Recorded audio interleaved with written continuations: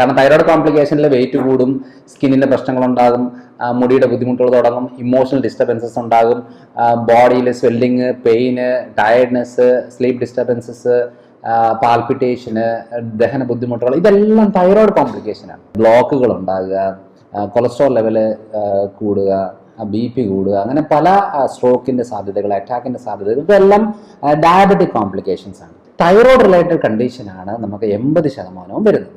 ഇവിടെ വന്നത് നമ്മുടെ കൺസൾട്ടേഷൻ റൂമിൽ വന്ന് ഇരുന്ന് സംസാരിക്കുമ്പോൾ ഞങ്ങൾ ഡോക്ടേഴ്സ് എന്ത് പറയുന്നു അത് നമ്മളിപ്പോൾ ഓപ്പൺ ആയിട്ട് ഈ വീഡിയോയിലൂടെ പറയുകയാണ്. അപ്പം ഈ വീഡിയോ കാണുന്ന തൈറോയ്ഡ് റിലേറ്റഡ് ആയിട്ടുള്ള ബുദ്ധിമുട്ടുള്ളവർ, തൈറോയ്ഡ് റിലേറ്റഡ് എന്ന് പറയുമ്പോൾ വേറൊരു കാര്യം കൂടെ.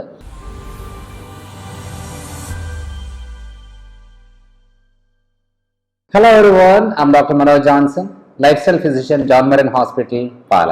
ഇന്ന് നമ്മൾ ഡിസ്കസ് ചെയ്യാൻ പോകുന്നത്, ഞാൻ ഏറ്റവും കൂടുതൽ ചികിത്സിക്കുന്ന ഒരു മേഖല തൈറോയ്ഡ് ആയതുകൊണ്ടും തൈറോയിഡിന്റെ complications, diabetic complications, varicose related condition, ഈ 3 കാര്യങ്ങളാണ് ഞങ്ങളുടെ ഹോസ്പിറ്റലിൽ മെയിൻ ആയിട്ടും ട്രീറ്റ് ചെയ്യുന്ന ആരോഗ്യ പ്രശ്നങ്ങൾ. അപ്പോൾ ഈ ആരോഗ്യ പ്രശ്നങ്ങളിൽ സത്യം പറഞ്ഞാൽ ഭൂരിഭാഗം പ്രശ്നങ്ങൾ വന്നു. വെയിറ്റ് കൂടും, കാരണം തൈറോയ്ഡ് കോംപ്ലിക്കേഷനിൽ വെയിറ്റ് കൂടും, സ്കിന്നിൻ്റെ പ്രശ്നങ്ങളുണ്ടാകും, മുടിയുടെ ബുദ്ധിമുട്ടുകൾ തുടങ്ങും, ഇമോഷണൽ ഡിസ്റ്റർബൻസസ് ഉണ്ടാകും, ബോഡിയിൽ swelling, pain, tiredness, sleep disturbances, പാൽപിറ്റേഷന്, ദഹന ബുദ്ധിമുട്ടുകൾ, ഇതെല്ലാം തൈറോയ്ഡ് കോംപ്ലിക്കേഷനാണ്.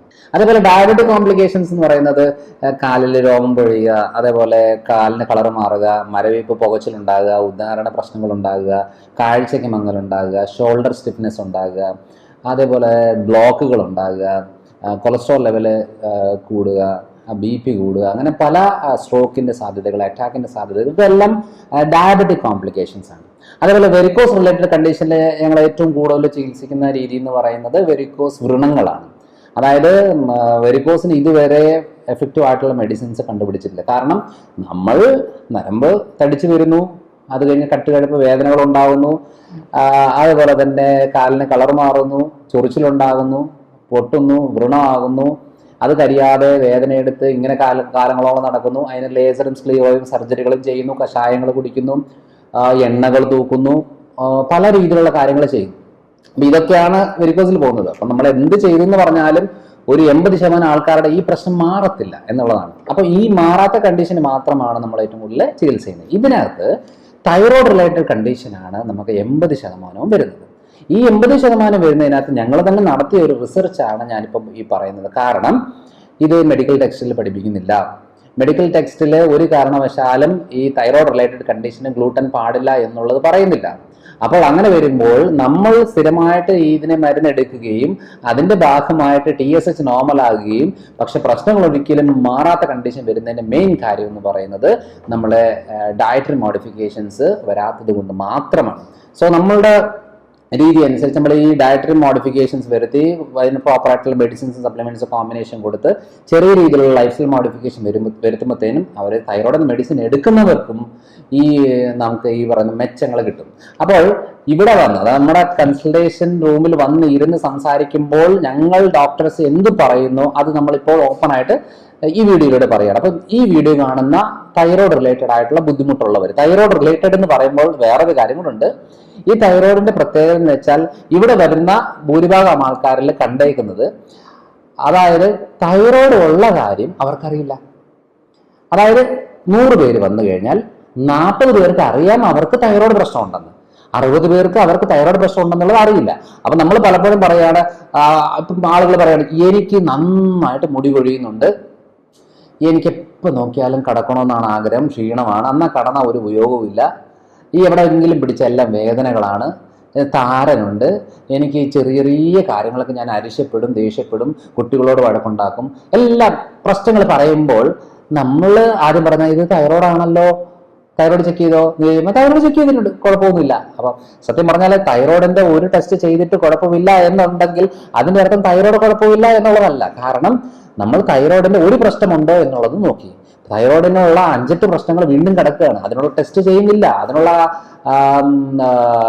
മരുന്നുകൾ നോക്കുന്നില്ല, ഭക്ഷണ രീതികൾ നോക്കുന്നില്ല, ഒന്നുമില്ല. അപ്പൊ നമ്മൾ ഒരു കാര്യമില്ല എന്ന് പറഞ്ഞിട്ട് നമുക്ക് കാര്യമില്ല. അതുകൊണ്ടാണ് 60% ആൾക്കാരെയും നമ്മൾ പിന്നെയാണ് നമ്മൾ നിൽക്കുന്നത്. കാരണം ഇപ്പോഴത്തെ നോർമൽ ഹൈപ്പോ തൈറോയിഡ് അല്ലെങ്കിൽ ഹൈപ്പർ തൈറോയിഡ് കണ്ടീഷനിൽ ഹൈപ്പോ തൈറോയിഡിന്റെ 80% റീസൺ എന്ന് പറയുന്നത് തൈറോയിഡൈറ്റിസ് എന്ന് പറയുന്ന ഒരു ഓട്ടോ ഇമ്മ്യൂൺ ഡിസോർഡർ ആണ്. അപ്പൊ ഈ ഓട്ടോ ഇമ്മ്യൂൺ ഡിസോർഡർ തുടങ്ങിയിട്ട് 5-8 കൊല്ലത്തിന് ശേഷമേ നമുക്ക് നോർമൽ തൈറോയിഡ് ഉണ്ടാകുന്നുള്ളൂ.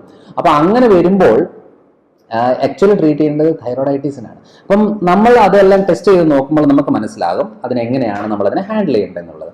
അപ്പോൾ ഞാനത് ഓൾറെഡി പല വീഡിയോയിൽ പറഞ്ഞിട്ടുണ്ട്, തൈറോയിഡ് ഉള്ളവർ ഏതൊക്കെ ടെസ്റ്റ് ചെയ്യേണ്ടത് എന്നുള്ളത്. കാരണം T3, T4, TSH ആണ് എപ്പോഴും ചെക്ക് ചെയ്യുന്നത്. അതേപോലെ തന്നെ anti-TG, anti-TPO എന്ന് പറയുന്ന ടെസ്റ്റാണ് ആന്റിബോഡി ടെസ്റ്റുകൾ. അതേപോലെ തൈറോയിഡ് ഗ്ലാൻഡിനെ സ്കാൻ ചെയ്തിട്ട് നൊഡ്യൂൾസ് ഉണ്ടോ, തൈറോയിഡൈറ്റിസ് കണ്ടീഷൻ ആണോ, സിസ്റ്റുകൾ ഉണ്ടോ, അല്ലെങ്കിൽ മൾട്ടിനോഡൽ ഗോയിറ്റർ ആണോ എന്നുള്ളതെല്ലാം നമുക്ക് മനസ്സിലാക്കാം. കാരണം ഇതെല്ലാം വേറെ വേറെ രോഗങ്ങളാണ്. ഹാഷിമോട്ടോ തൈറോയിഡൈറ്റിസ് വേറെയാണ്, ഗ്രേവ്സ് ഡിസീസ് വേറെയാണ്, പല രീതിയിലുള്ള തൈറോയിഡ് പ്രശ്നങ്ങൾ ഉണ്ട്. പക്ഷെ നമ്മൾ ആകെ ഒരു ടെസ്റ്റ് മാത്രമേ ചെയ്യുന്നുള്ളൂ. ഇനി ഇതൊക്കെ കണ്ടിട്ട് ഇതൊക്കെ ടെസ്റ്റ് ചെയ്ത് കഴിഞ്ഞാൽ എന്തെങ്കിലും നമുക്ക് ഉണ്ടെന്ന് വെച്ചു, അതിന് എന്താണ് സൊല്യൂഷൻ? കാരണം ഇവിടം വരെ വന്ന് അതിന് സൊല്യൂഷൻ തപ്പിയിരിക്കേണ്ട ആവശ്യമില്ല. നമുക്ക് വീട്ടിൽ തന്നെ ചെയ്യാൻ പറ്റിയ ഒത്തിരിയേറെ കാര്യങ്ങളുണ്ട്. ആദ്യം ചെയ്യേണ്ടത് ഡയറ്ററി മോഡിഫിക്കേഷൻ ആണ്. നമുക്ക് TSH കൺട്രോളിൽ നിന്നാലും പ്രശ്നങ്ങൾ കാണിക്കും, ഇല്ലെങ്കിൽ എത്ര ഡോസ് എടുത്താലും TSH കൺട്രോളിൽ നിൽക്കുന്നില്ല. ഇനി TSH കൺട്രോളിൽ നിൽക്കുന്നതുകൊണ്ട് നമുക്ക് പ്രശ്നങ്ങൾ ആവശ്യം പോലെ ഉണ്ട്, പക്ഷെ നമ്മളെ കൊണ്ട് ഒന്നും ചെയ്യാനും പറ്റുന്നില്ല എന്നുള്ള രീതിയാണെന്നുണ്ടെങ്കിൽ അവർ ചെയ്യേണ്ട കാര്യമാണിത്. അപ്പോൾ ആദ്യത്തെ കാര്യം ഗ്ലൂട്ടൻ കട്ട് ചെയ്യണം. എന്ന് വെച്ചാൽ ചപ്പാത്തി. ഈ നമ്മുടെ വെയിറ്റ് കൂടുന്നതനുസരിച്ച് തൈറോയിഡുകാരുടെ മെയിൻ പ്രശ്നമാണ് 80% ആൾക്കാരുടെ വെയിറ്റ് കൂടുകയാണ്, 20% ആൾക്കാരുടെ വെയിറ്റ് കുറയുകയാണ്, അവർ നന്നായിട്ട് മെലിഞ്ഞു വരും. അപ്പോൾ വെയിറ്റ് കൂടുന്ന ആൾക്കാർ എന്ത് ചെയ്യും? ചോറ് മാറ്റി വെച്ച് ചപ്പാത്തിയിലേക്ക് വരും. കാരണം വെയിറ്റ് കുറയാൻ. ഈ ചപ്പാത്തി എടുക്കുന്നതനുസരിച്ച് വെയിറ്റ് കൂടത്തേ ഉള്ളൂ. കാരണം എന്ന് വെച്ചാൽ ഏറ്റവും കൂടുതൽ തൈറോയിഡിന് ഡാമേജ് ഉണ്ടാക്കുന്ന ഭക്ഷണക്രമങ്ങളിൽ മെയിൻ കാര്യം ഗ്ലൂട്ടൻ ആണ്. ചപ്പാത്തി, പൊറോട്ട, റസ്ക്, ബിസ്ക്കറ്റ്, ബ്രെഡ് സാധനങ്ങളാണ്. ഗ്ലൂട്ടൻ ഉള്ള ഓട്സ് ഒക്കെ ഉണ്ട്. അപ്പോൾ നമ്മൾ ഇപ്പോഴും പണ്ടത്തെ കാലത്തെ രീതിയിൽ പറയുന്ന പോലെ ക്യാബേജ് പാടില്ല, കോളിഫ്ലവർ പാടില്ല എന്നൊക്കെ പറഞ്ഞുകൊണ്ട് ഇങ്ങനെ നിൽക്കുന്ന ഒരു കാലഘട്ടത്തിലാണ്. പക്ഷെ ആക്ച്വലി ഈ ക്യാബേജും കോളിഫ്ലവറും തൈറോയിഡായിട്ട് വലിയ ബന്ധങ്ങളൊന്നുമില്ല. പണ്ടത്തെ കാര്യം ഇപ്പോഴും പറഞ്ഞുകൊണ്ട് ഇവിടെ നിന്ന് ചപ്പാത്തിയും പൊറോട്ട കഴിച്ചുകൊണ്ടിരിക്കും, അവിടുന്ന് ക്യാബേജും കോളിഫ്ലവറും മാറ്റി വെക്കും. പക്ഷെ പ്രശ്നം മാറുമോ? ഇല്ല. പ്രശ്നം മാറണോ, നമുക്ക് നല്ലൊരു ചേഞ്ചസ് വരണോ, 100% ഗ്ലൂട്ടൻ കട്ട് ചെയ്യണം. അതേപോലെ തന്നെ പാല് പറ്റത്തില്ല. ഈ തൈറോയിഡിന്റെ പ്രശ്നമുള്ള ആളുകളിൽ സ്കിൻ പ്രോബ്ലംസ് ആണ് ഏറ്റവും കൂടുതൽ വരാൻ സാധ്യതയുള്ളത്. ദഹന പ്രശ്നങ്ങളും സ്കിൻ പ്രോബ്ലംസും. അപ്പോൾ ആ ഒരു കണ്ടീഷൻ ആർക്കുണ്ടോ അവർക്ക് പാല് പാടില്ല. തൈര്, മോരൊക്കെ കമ്പാരിറ്റീവ്ലി ബെറ്റർ ആണ്. പക്ഷെ വെണ്ണ, നെയ്യ്, പനീർ ആ സാധനങ്ങളൊന്നും വലിയ കുഴപ്പമില്ല. പക്ഷെ പാല് സ്ട്രിക്റ്റ് ആയിട്ട് കട്ട് ചെയ്യണം. കാരണം മരണം വരെ പാല് കുടിക്കുന്ന ഒരേ ഒരു ജീവി നമ്മൾ മനുഷ്യർ മാത്രമേ ഉള്ളൂ. അപ്പൊ ഞാൻ വല്ലപ്പോഴും ഒക്കെ എവിടെയെങ്കിലും പോകുന്ന സമയത്തൊക്കെ പാലൊഴിച്ച് ചായ കുടിക്കാറുണ്ട്, ഒരു അര ഗ്ലാസ് ഒക്കെ. പക്ഷെ എവിടെ ചെന്നാലും എൻ്റെ വീട്ടിലായാലും പുറത്തായാലും എന്നെ അറിയുന്നവരായാലും എനിക്ക് കട്ടൻ ചായയെ തരാറുള്ളൂ. കാരണം മധുരം കുറച്ചെടുത്ത കട്ടൻ ചായ. കാരണം എന്താ വെച്ചാൽ നമുക്കൊരു ഫ്രഷ്നെസ് കിട്ടാനായിട്ട് അത് മതി. ഇവിടെ നമ്മൾ പാല് ഒഴിച്ച് മധുരം ഇട്ടിട്ട് ഇങ്ങനെ കഴിച്ചുകൊണ്ടിരിക്കുമ്പോൾ പലതരം ആരോഗ്യ പ്രശ്നങ്ങളിൽ ഉള്ളവർക്ക് ഇത് ബുദ്ധിമുട്ടാണ്. അതുകൊണ്ട് അത് ശീലമാക്കി എടുക്കാതെ ഒന്ന് മാറ്റിയെടുക്കുക. നമുക്ക് ഒരു നേരം ചായ കുടിച്ചില്ലെന്നുണ്ടെങ്കിൽ കുഴപ്പമില്ല എന്നുള്ള രീതിയിലേക്കാണെങ്കിൽ ഓക്കെ, നമ്മൾ കറക്റ്റ് ട്രാക്കിലാണ് പൊയ്ക്കൊണ്ടിരിക്കുന്നത്. അതല്ല എനിക്ക് 4 മണിയാകുമ്പോൾ ചായ കിട്ടണം, എനിക്ക് ഈ പാലൊഴിച്ച് ചായ കുടിച്ചെങ്കിലേ എനിക്ക് ടോയ്ലറ്റിൽ പോകാൻ പറ്റത്തുള്ളൂ എന്നൊരു അവസ്ഥ വന്നു കഴിഞ്ഞാൽ നമ്മൾ എത്ര ബുദ്ധിമുട്ടിയാണ് ഇതെന്ന് സ്റ്റോപ്പ് ചെയ്യുന്നത്, എത്ര ബുദ്ധിമുട്ടാണ്. കാരണം ഡോക്ടർ പറഞ്ഞ എല്ലാം ഞാൻ ചെയ്യാം, പക്ഷെ എനിക്ക് ചായ, ആ പാലൊഴിച്ച ചായ എനിക്ക് നിർബന്ധമാണ്. അപ്പോൾ ഞാൻ കഴിച്ചു, വേറെ എന്താ ചെയ്യാൻ? അതായത് ഈ മദ്യം കുടിച്ച് മദ്യം ലിവർ പോയ ഒരാൾക്കാരോട് നമ്മൾ പറയണം, അതേ നിങ്ങൾ ഈ മദ്യം ഒന്ന് മാറ്റി വെക്കണം കേട്ടോ, ഇത് ലിവർ ഇത്രയും പ്രശ്നമായി എന്ന് പറയുമ്പോൾ അവരുടെ ഒരു പെഗ് അടിച്ചോട്ടെ, ഒറ്റ പെഗ് അത് മതി, എനിക്ക് വേറെ ഒന്നും വേണ്ട. എന്നുവെച്ചാൽ അത്രയ്ക്ക് അഡിക്ഷനായി മാറിയ ഒരവസ്ഥയാണ് ഈ പറയുന്ന ചായ എന്ന് പറയുന്നത്. അതുകൊണ്ട് കട്ടൻ ചായ കുടിച്ചോ കുഴപ്പമില്ല, പാലൊഴിച്ച് മധുരവിട്ട് കുടിച്ചാൽ നമ്മുടെ തൈറോയ്ഡ് പ്രശ്നങ്ങൾ വീണ്ടും കോംപ്ലിക്കേറ്റഡ് ആവും. അപ്പൊ ഇങ്ങനെയൊക്കെ നോക്കിയാൽ ജീവിക്കാൻ പറ്റുമോ എന്നൊക്കെ ചോദിക്കുന്നവർ അങ്ങനെ ചെയ്തോ കുഴപ്പമില്ല, മാറ്റം വരണമെന്നുണ്ടെങ്കിൽ ട്രൈ ചെയ്ത് നോക്കുക. അതേപോലെ ഏറ്റവും കൂടുതലായിട്ട് അവോയ്ഡ് ചെയ്യേണ്ട ഒരു കാര്യം എന്ന് പറയുന്നത് സോയ പ്രൊഡക്ട്സ്. നമ്മൾ soybean, soya sauce, soya milk, soya ball എന്നൊക്കെ പറയുന്ന പല സോയാ പ്രോഡക്ട്സുകളും നമ്മൾ ഇതിനകത്ത് മാറ്റി വെക്കേണ്ടതാണ്. ഈ കേരളത്തിലെ ഒരു ട്രെൻഡ് വെച്ച് നോക്കുമ്പോൾ സോയ അത്ര കോമൺ അല്ല, എന്നാലും എടുക്കുന്നവരുണ്ട്. പക്ഷെ തൈറോയ്ഡ് റിലേറ്റഡ് കണ്ടീഷൻ ഉള്ളവർ സോയ പ്രോഡക്ട്സിനെ മാറ്റി വെക്കണം. ഇനിയുള്ള പ്രധാനപ്പെട്ട ഒരു കാര്യം എന്ന് പറയുന്നത് നമ്മുടെ കപ്പ, നമ്മുടെ ഇടുക്കിക്കാരോട് നമ്മൾ വരുമ്പോൾ പറയാറുണ്ട്, അതെ നിങ്ങൾ കപ്പയൊന്നും കുറക്കണം. എല്ലാവരും അല്ല, ഗർഭാശയ മുഴകള്, പ്രമേഹം, അതേപോലെ തൈറോയ്ഡ് പ്രശ്ന ആളുകള്, ബ്ലോക്ക് ഉള്ളവര്, വെയിറ്റ് കൂടുതലുള്ളവർ, ഇങ്ങനെയുള്ളവരോട് നമ്മൾ പറയുന്നത് കപ്പ കുറയ്ക്കണം കേട്ടോ എന്ന് പറഞ്ഞത്. അപ്പം ഇടുക്കിയിലുള്ളവർ വരുമ്പോൾ പറയും, അതെ ഡോക്ടറെ ഞങ്ങളുടെ പ്രധാന ഭക്ഷണമാണ് ഈ കപ്പ, ഈ കപ്പ ഞങ്ങൾ എങ്ങനെ മാറ്റി വെക്കും എന്ന് പറഞ്ഞു. അതായത് നമ്മൾ ജനിക്കുമ്പോഴേ കാണുന്നത് ഇതൊക്കെ തന്നെയാണ്, അപ്പനമ്മയും കഴിക്കുന്നത് ഇതൊക്കെ തന്നെയാണ്. അവരുടെ അപ്പനും അമ്മയും അവരുടെ അയലോക്കക്കാരും നാട്ടുകാരും എല്ലാവരും ഇങ്ങനെ ആയി വരുമ്പോൾ നമ്മൾ വിചാരിക്കുകയാണ്, അപ്പൊ ഇതാണ് നമ്മുടെ ഭക്ഷണം. ഞാനിത് പറയുമ്പം പേഷ്യൻസിനോട് പറയുന്ന ഒരു കാര്യമാണ്, ഗുരു എന്ന് പറയുന്നൊരു സിനിമ. ഗുരു എന്ന് പറയുന്നൊരു സിനിമയ്ക്കകത്ത് മെയിനായിട്ട് സംഭവിക്കുന്നത് എന്താണെന്ന് വെച്ചാൽ, ആ സിനിമയില് മോഹൻലാലിന്റെ കഥാപാത്രം പറയുകയാണ്, ആ നാട്ടിലെ എല്ലാവർക്കും കണ്ണ് കാണുന്നില്ല, കണ്ണ് കാണാത്ത ആൾക്കാരാണ്. അപ്പോൾ രാജാവായിട്ട് ആരാണ്, സുരേഷ് ഗോപി എങ്ങോട്ടാന്ന് തോന്നുന്നു. അപ്പം ആ സിനിമ പറയാനാണെന്ന് വെച്ചാൽ നമ്മൾ പറയുകയാണ്, അതെ അവിടെ ഒരു കുഞ്ഞ് ജനിക്കുമ്പോൾ അവിടുത്തെ എന്തോ ആമൽപ്പഴമോ എന്തോ ഒരു പഴം ഇങ്ങനെ ഇങ്ങനെ പിഴിഞ്ഞ് ചാറെടുത്ത് അത് ആ കുഞ്ഞിന്റെ കണ്ണിലേക്ക് ഒഴിച്ചു കൊടുക്കും. അല്ല അല്ല ആ ഒരു പഴം കഴിക്കുന്ന ആൾക്കാരുണ്ട്.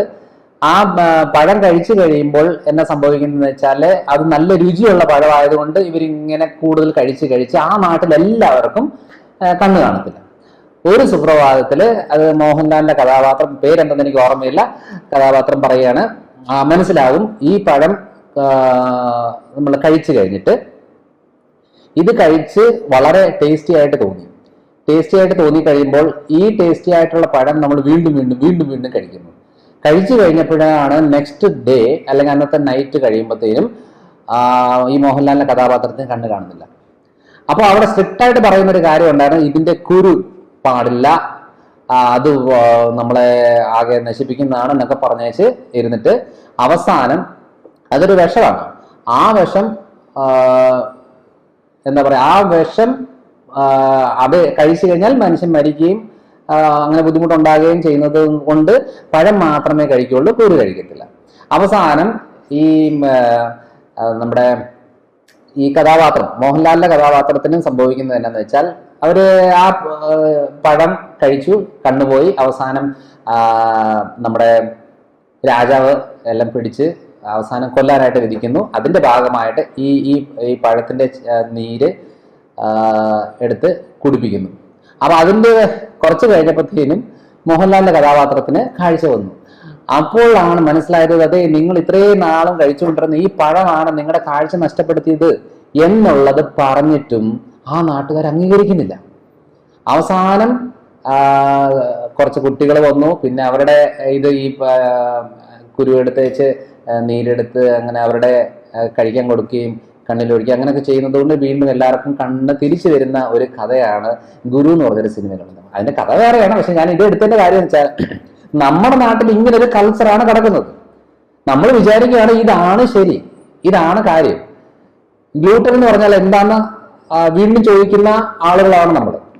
അപ്പോ ഇവിടെ നമ്മൾ ചോറും കപ്പയും കാര്യങ്ങൾ തന്നെയാണ് നമ്മുടെ പ്രധാന ഭക്ഷണം, അത് മോശമല്ല. പക്ഷെ ഇത് തന്നെ നമ്മൾ റിപ്പീറ്റഡ് ആയിട്ട് അളവ് കൂടി 3 നേരവും 4 നേരവും ഒരേ കാര്യം തന്നെ കഴിച്ചുകൊണ്ടിരുന്നു കഴിഞ്ഞാൽ അതിന്റെ ഭാഗമായിട്ടാണ് ഈ മുഴകളും പ്രമേഹവും തൈറോയ്ഡ് പ്രശ്നങ്ങളും.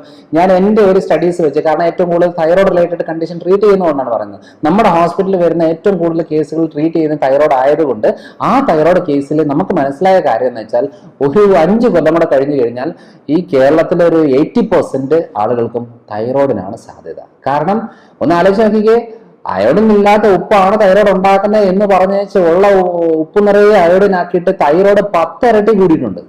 അല്ലാതെ അതിനകത്ത് വേറെ വലിയ അത്ഭുതമൊന്നും സംഭവിച്ചിട്ടില്ല. അപ്പൊ ഒരു വീട്ടില് ഒരാൾക്ക് എന്ന് പറഞ്ഞ് തുടങ്ങിയിട്ട് ആ കുടുംബം മുഴുവനും അതായത് കുടുംബം എന്ന് പറഞ്ഞ മക്കള്, മക്കളുടെ മക്കള്, അവരുടെ മക്കൾ എന്നൊക്കെ പറഞ്ഞ് എല്ലാവർക്കും തൈറോയിഡിലേക്ക് മാറിക്കൊണ്ടിരിക്കുകയാണ്.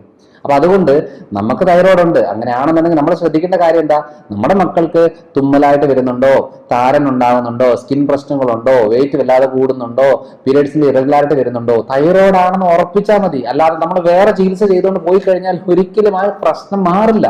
അപ്പൊ ഇത്രയും സീരിയസ് ആയിട്ടുള്ള ഒരു കാര്യമാണ് തൈറോയ്ഡ്. അതുകൊണ്ട് ഈ ഭക്ഷണക്രമം ഒന്ന് ശ്രദ്ധിക്കുക. അതായത് മദ്യപാന, പുകവലി, ഒന്ന് മാറ്റി വെക്കണം.